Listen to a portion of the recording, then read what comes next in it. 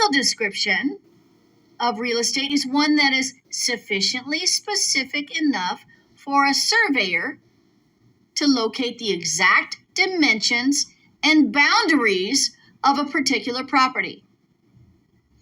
A street address is not precise enough to be used on documents affecting the ownership of land.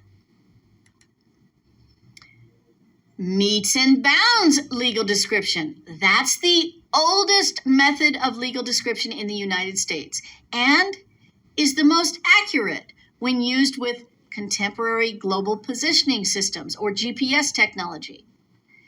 In a metes and bounds legal description,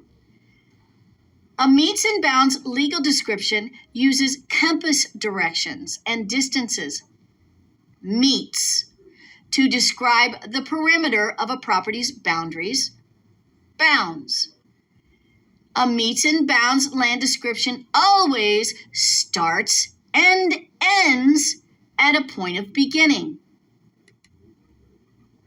Land description uses monuments, which are fixed objects in the land that we use as markers when we write the metes and bounds description. Monuments may be natural objects, such as rocks, trees, or streams, or man-made objects, such as iron pins or concrete posts. A recorded plat, also known as a lot, block, and tract, or lot, block, and subdivision, is used in urban residential areas to describe property in a subdivision. This type of legal description divides a large parcel of land into blocks and lots on a plat map. Plat maps are filed with the county recorder where the property is located. To create a subdivision or tract, a developer must first create the plat map, then record the map. Without the recording of a plat map, there is no record of the lot, block, and tract, or the lot, block, and subdivision. The government survey, also known as the rectangular survey system, divides land into squares and rectangles. The rectangular survey is measured from the intersections of principal meridians and baselines.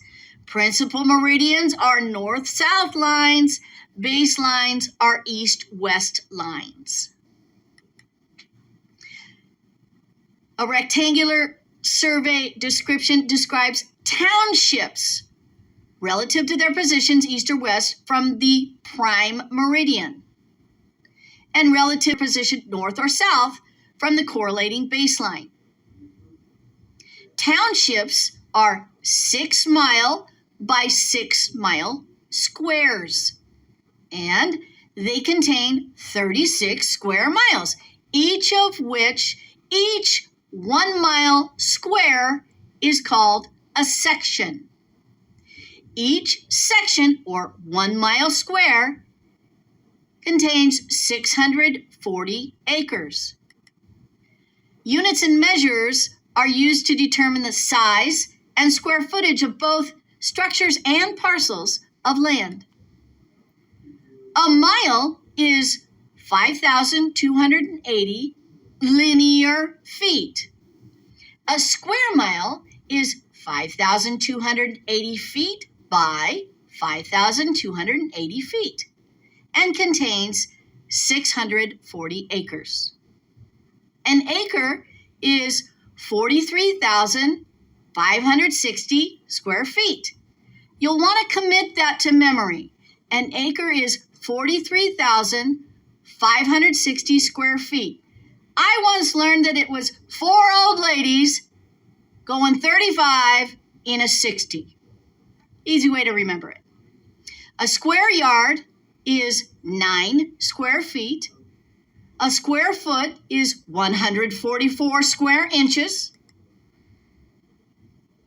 When we measure elevations, we use air lots. Air lots are the airspace within specific boundaries located above a parcel of land. Let me say that again. Air lots are the airspace above a parcel of land. Subsurface rights that can be legally described in the same manner as air lots, but are measured below an official surface. Subsurface rights are measured below the surface. Livable, usable, and rentable area, that's defined as the livable area of a home is the total area that's heated and cooled. Usable area, commonly used for rental property, describes the area a tenant can use for ordinary daily living. Rentable area is another term for usable area. A licensed surveyor locates and confirms the boundaries of a parcel of land, and he creates the legal description of that parcel. A surveyor usually prepares two documents: a survey that states the property's legal description, and a survey sketch that shows the location and dimensions of the parcel. When a survey shows the location, size, and shape of buildings on the lot, it is also known as a spot survey. A survey might be necessary to discover encroachments on a property.